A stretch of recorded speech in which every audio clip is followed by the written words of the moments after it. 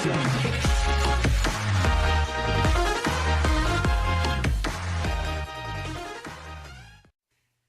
there and welcome. I'm Bob Proctor, and I am attracting good, great, and wonderful things into my life. Money comes to me in increasing quantities through multiple sources on a continuous basis through the law of attraction. And that's what I want to talk to you about, the law of attraction. See, the underlying law that regulates supply in the world of effects has two important phases. One is desire, and the other is expectation. I want you to imagine that you're fishing. Now, you may have never gone fishing. You've certainly seen people that have gone fishing. And you take and you get the line all fixed, and boom, you cast it out. And as soon as that plug hits the water, bang, a fish strikes. Now, you got the fish on the end of the line, but you are never going to have that fish if you don't reel it in. Well, you see, when we desire something, we are instantly connected with the invisible side of whatever good we desire. It's expectation that reels it in. Now, most people don't understand this, and they attract what they don't want rather than what they do want. I remember years and years ago, I got a bumper sticker that said, "Expect a miracle." And I kept looking at that bumper sticker, and I kept looking at it and looking at it, and I got to the point where I was expecting something so good to happen in my life that I wouldn't be able to explain it. You see, I come to realize that a miracle is a word, Voltaire said, it's a word that we invented to express the known effects of unknown causes. It's something that's so good that's happened to us that we're at a loss to explain how it happened. I want to explain how I attracted something into my life that literally changed my life, changed my business, but it changed the lives of 200 or 300 million people as well. I got a phone call on my cell phone, and it was a very garbled message. I had difficulty understanding it, and I didn't delete it, but I just kept hitting the pound or the hash and leaving it there in the phone. And one day, my phone was full. So I thought, I should empty the thing. I think I was in an airport at the time, so I sat down and I took all the messages off one at a time and wrote them all out and then deleted them.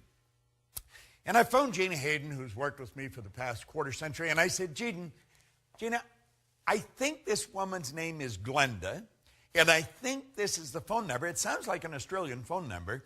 Would you phone now? There's something about a film. Would you phone and see if the number's even the right number? Now, I'd had it on my phone for a good month. And so at any rate, a couple of days later, or maybe even later that day, I've forgotten now, and I'm talking to Gina, and she said, well, that was the right message. Her name was Glenda, and you had the right phone number, and there's a film crew in from Australia, and they're shooting this film, and they really wanted you in it. But they haven't been able to reach you, and they're shooting in Aspen all weekend, and they're going back to Australia first of the week. And Gina said, isn't that strange? Bob's doing a seminar this week in Aspen. Now, I hadn't been in Aspen for a couple of years. And I check into my hotel. I just went next door where they were shooting the film. And the film, of course, was The Secret. And you know, all of a sudden, all over the world now, people know Bob Proctor, and they know about the work that I do, that I love doing. I believe that I attracted Rhonda Byrne into my life. But I also believe Rhonda Byrne attracted me into her life. And you see, the secret I attracted. I expected something big to happen. And I'm going to tell you something, I expect something even bigger to happen. Now, the law of attraction is, it's a law that many people now are very familiar with. And of course, I think that the secret has probably communicated that law better than anything that I have come across in all the years I've been in this business. They deserve, the people that put that all together, deserve a lot of credit. A lot of people think I made it. I didn't make the film. I just sat there for a couple hours and talked, sharing what I knew.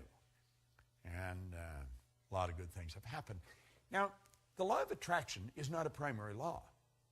The law of vibration is the primary law. See, everything in the universe vibrates. We literally live in an ocean of motion. I want you to look at the walls that surround you. You think those walls are solid. They're not solid. Nothing is resting. Everything is moving. A body in a coffin is moving. Now, you may think that I'm sniffing something, but I'm really not. If you go into a funeral home and pick up the remains and look at it through a microscope, you will see particles of energy dancing right before your eyes. Now, if it wasn't moving, how would it ever change to dust? Well, you see, you and I have a brain, and our brain is an electronic switching station. And our thoughts activate brain cells and control the vibration we're in, and the vibration we're in controls what we attract into our life. Now, this law of attraction is a phenomenal law, and I think the law of attraction, as it's brought out in this series, it's very well done. And I would encourage you to study into it in some depth, because everything that comes into your life, you attract into your life. Now, you may be saying, does that mean that I have a cold, that I sat and thought I'm going to get a cold? No, it doesn't mean that at all. But you did attract the cold. You see, I don't think you sit and think I'm going to attract a cold. I think you put yourself in a very confused vibration.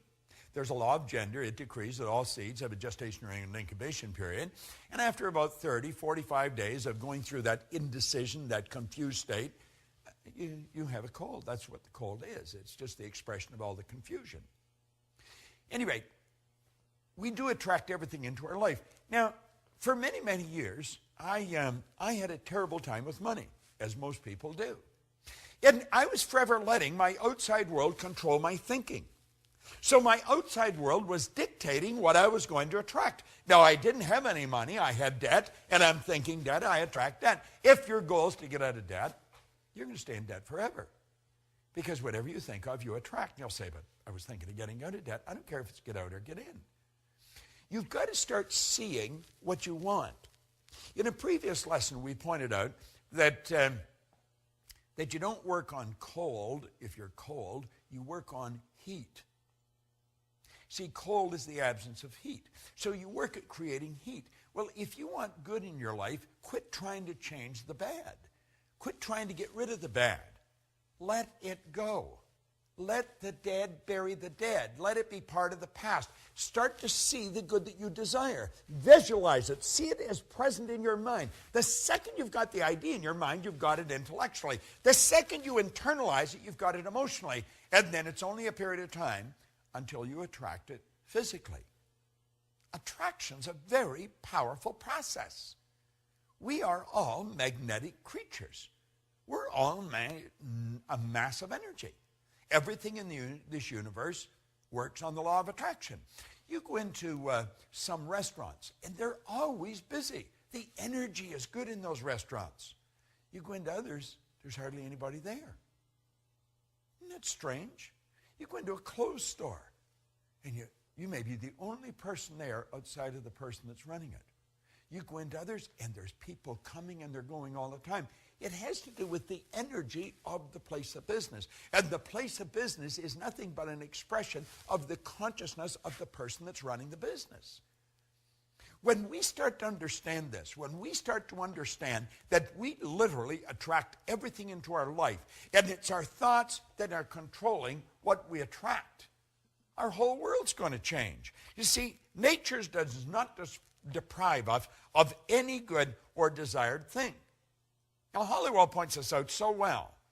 It does provide us with the mental equipment and the inner power to acquire and enjoy the essential good to ensure a happy and a worthwhile existence. And it all happens in a very simple method. It's so complicated because nobody studies it. See, I always feel if we can teach a little child that maybe is just learning to walk, how to talk, we can teach them language. We can teach them multiple language. A baby at birth is a linguistic genius. If we can teach the child language, surely we can teach them something so basic as these laws. You say, well, why haven't we? Because hardly anybody understood them. The parent's not going to teach something to the child that they don't even know. The parent's only going to give the child what they've got. You see, what you don't fix, your kids are going to inherit. You should put a big sign on the refrigerator, attraction. Put it on the outside of your bank account. Hang it in your mirror where you put your makeup or shave in the morning. Put the word attraction everywhere. And start to realize whatever you want, you'll begin to attract. That is an absolute law. This isn't just my idea. It is an idea that I've fallen in love with. And I want to recommend you fall in love with it. Study these laws every day. Now keep in mind, this video series is just an overview of these laws. Get into it in depth. Get the script. Study the script. You'd be so glad you did. This is Bob Proctor.